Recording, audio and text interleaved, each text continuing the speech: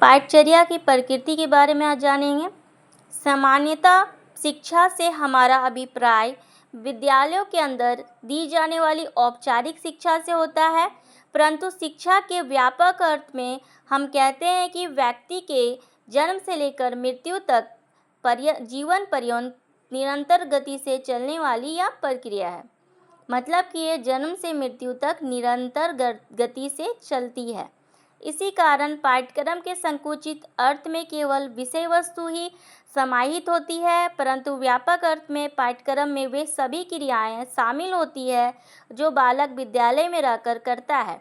पाठचर्या की प्रकृति क्षेत्र उसका अध्ययन का बहुत ही ज़्यादा व्यापक है, जिनको हम निम्नलिखित बिंदुओं के माध्यम से समझ सकते हैं। पाठचर्या की प्रकृति गत्यात्मक होती है, वैज्ञानिक होती है, व्यापक होती है, लचीली होती है एवं परिवर्तनशील होती है।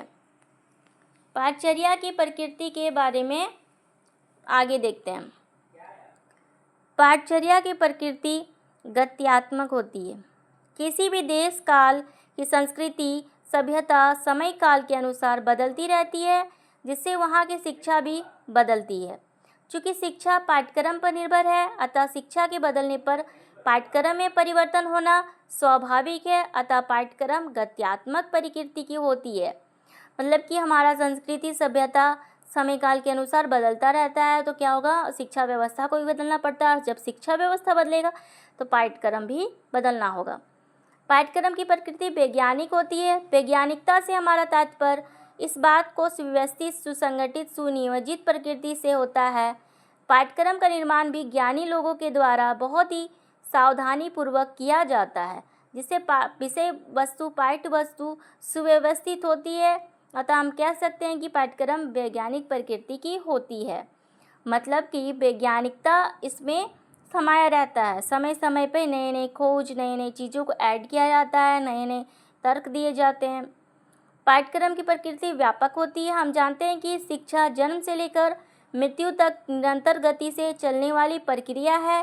प्रत्येक व्यक्ति अपने जीवन में होने वाली हर एक घटना से कुछ ना कुछ सीखता रहता है। शिक्षा की भांति पाठ्यक्रम के क्षेत्र को भी सीमाओं में नहीं बांधा जा सकता। बालक द्वारा विद्यालय में रहते हुए भी की गई समस्त पाठ सहगामी क्रियाएं पाठ्यक्रम में सम्मिलित होती है। पाठ्यक्रम बहुत ही ज़्यादा व्यापक होता है, छोटा नहीं है। उसमें विषय वस्तु के साथ साथ अन्य सहगामी क्रियाएं भी शामिल होती है। पाठ्यक्रम की प्रकृति लचीली होती है। हम जानते हैं कि पाठ्यक्रम गत्यात्मक प्रकृति की होती है, जिसके कारण देश और संस्कृति के और काल के अनुसार समय समय पर इसमें परिवर्तन होते हैं। यहाँ से निष्कर्ष निकलता है कि पाठ्यक्रम में संशोधन किया जा सकता है। तात्पर्य यही है कि पाठ्यक्रम की प्रकृति लचीली होती है।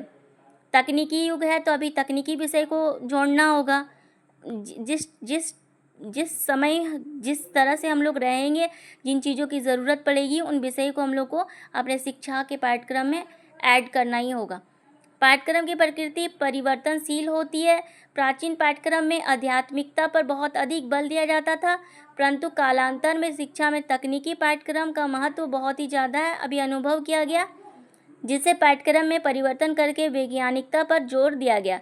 आज के युग में पाठ्यक्रम विज्ञान पर आधारित है। इस प्रकार पाठ्यक्रम में समय के साथ साथ परिवर्तन होते हैं, अतः पाठ्यक्रम परिवर्तनशील प्रकृति रखता है।